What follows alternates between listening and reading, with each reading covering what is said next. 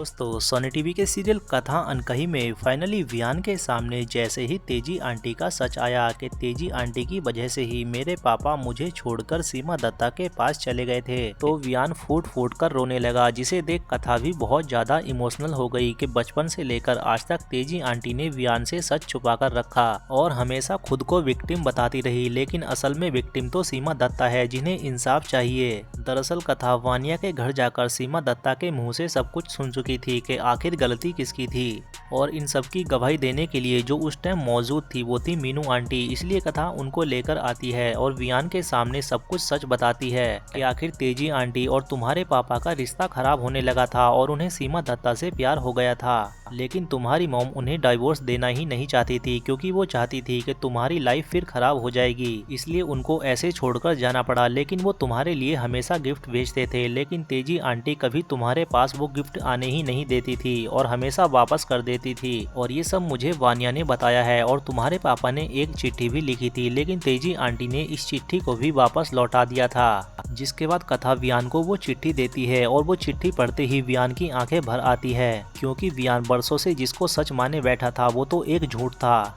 और आज जाकर पता चल रहा है कि मेरी मॉम ने मुझसे कितना बड़ा झूठ बोला था और जो मैं हमेशा अपने पापा को गलत समझता रहा। लेकिन इसके बाद देखना ये होगा, क्या वियान अपनी मॉम से नफरत करने लगेगा या सारे सवालों के जवाब मांगेगा। तो आज के लिए इतना ही, मिलते हैं नेक्स्ट वीडियो में, तब तक के लिए बाय बाय, टेक केयर।